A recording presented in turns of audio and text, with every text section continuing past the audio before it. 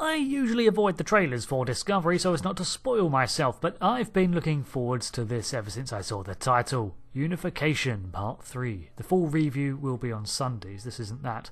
The unification movement is one that was started in the Next Generation era by Ambassador Spock within the Romulan Star Empire, and it's been explored in other media alongside some setup in Star Trek Picard, so let's take a quick look at the lore leading up to this.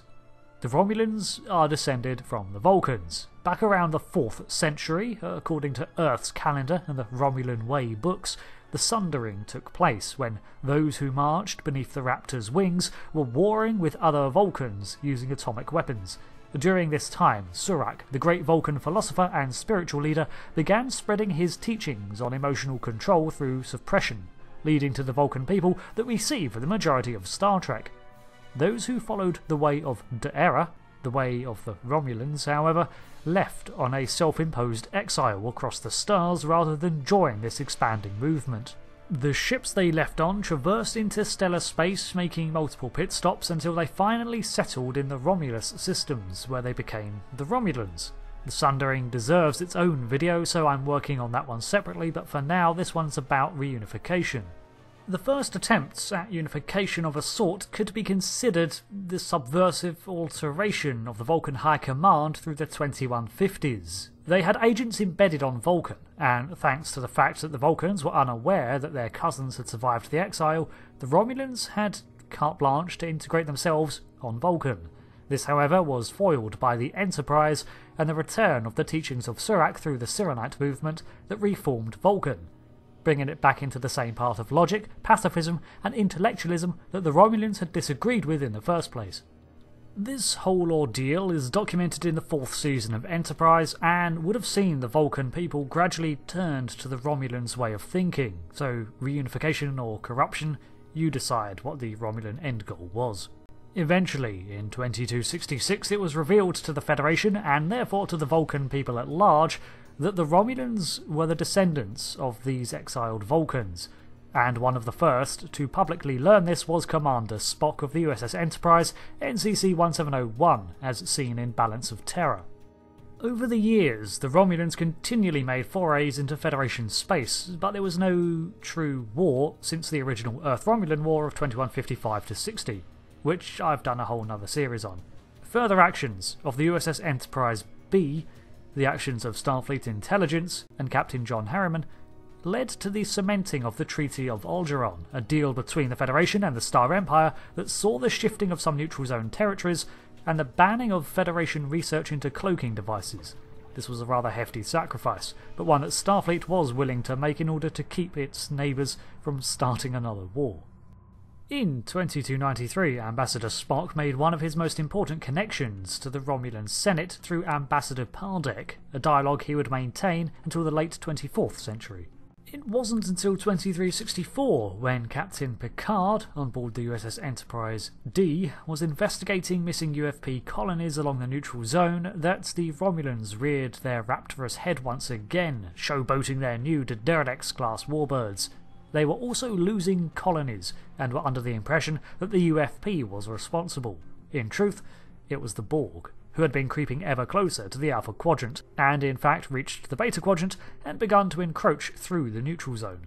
If you look on the few canon Star Trek Galaxy maps, you can see that the Borg would indeed need to pass through Romulan space to reach Earth, and it's elaborated on in expanded materials that after the Borg emergence, Romulus actually had to deal with them rather frequently.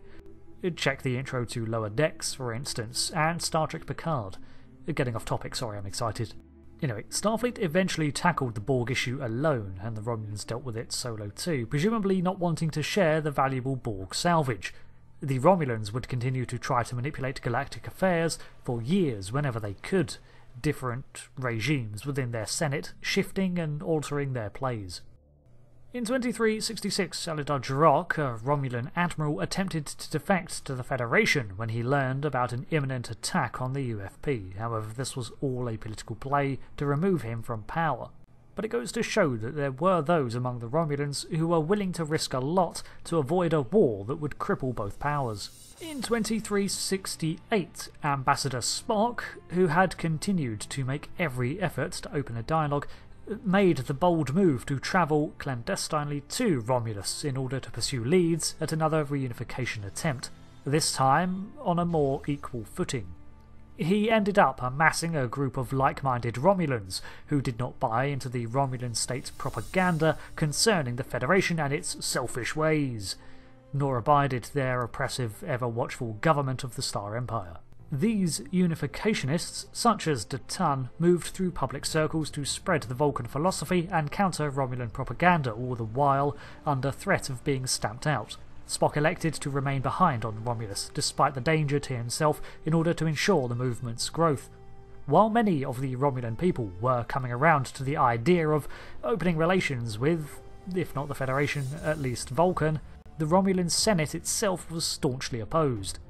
But the Federation and the Romulans would ally for a time in 2374 to the close of the Dominion War. This was after the events of In the Pale Moonlight, where the Federation condoned an assassination attempt to implicate the Dominion in a plot against the Star Empire in spite of the Romulan-Dominion non-aggression pact.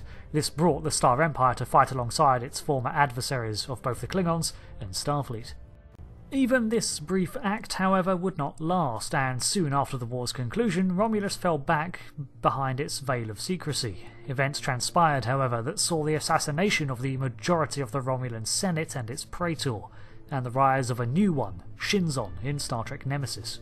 Unfortunately, it's all a ploy, but the Enterprise E soon saves the day and fights alongside the Star Empire forces against the deranged Shinzon, placating the waters somewhat. Captain Riker of the USS Titan is one of the first to attend formal talks between Romulus and the Federation in the aftermath of Shinzon's coup.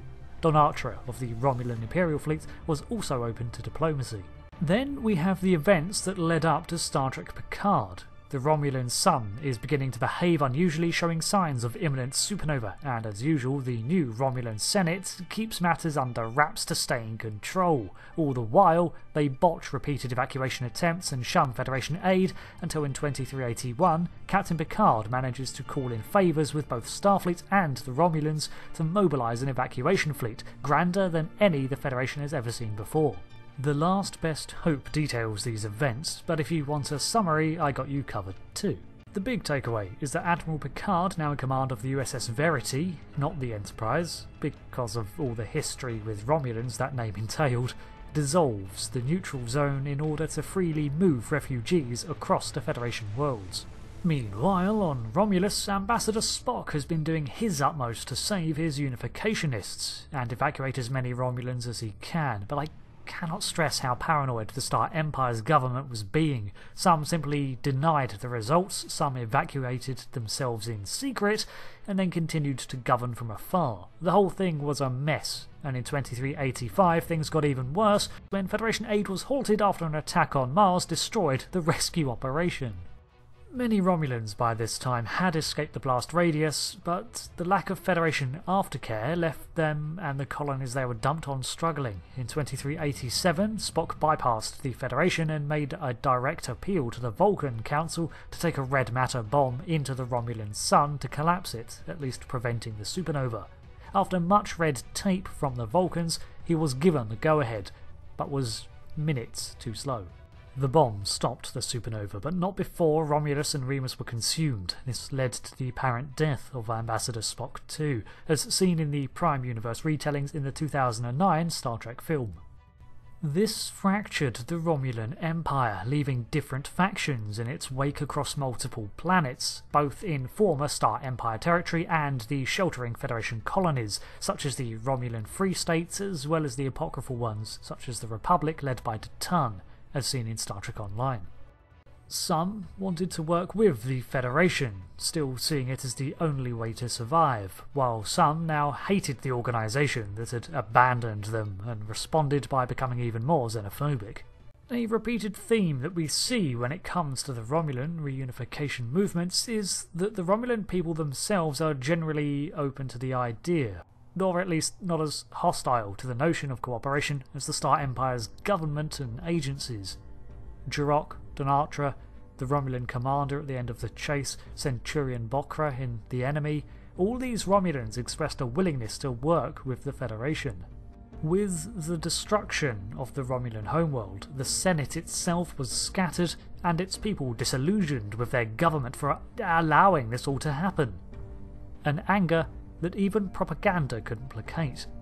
It seems in the aftermath of the supernova, the Tal Shiar was still active, and if anything it had grown in power, but they were too busy chasing down old doomsday legends to care about their own people. As of 2399, the Romulan Star Empire was no more, but the Romulan people were free to make their own choices without Tal Shiar oversight. Sure, many were hurt from the botched evacuation, but over time people heal. By the late 32nd century, a bit of a time jump I know, the Vulcans and Romulans seem to have finally decided to work together, probably after the diminishing of the United Federation of Planets in the wake of the galaxy-crippling burn. With Starfleet pulling away from the core planets to protect itself, it had to sacrifice oversight of many worlds, including Vulcan. Overall, it's great to see Spock's endeavours in getting the Vulcans and Romulans to cooperate actually amount to something. It's just a shame it took so long. But then again, shaping empires is seldom quick, and I love getting new lore on Romulans. Star Trek has been setting the Romulans up for a more cooperative role with the Federation, and Vulcan in particular, with decades of development, and even the destruction of their home planet can ultimately benefit the previously xenophobic and zealous Empire. Star Trek Online even drops a casual mention of the Romulan Republic becoming a Federation member world in the 26th century, something that certainly is not beyond the realms of possibility. Let's hope the 32nd century does them justice too. Thanks for watching this video on the history and future of the unification movement among the Romulans. I'm working on a video exploring the other end of their timeline with the Sundering, but until the next vid, I've been Rick and I'll see you again later. Thanks again, and goodbye.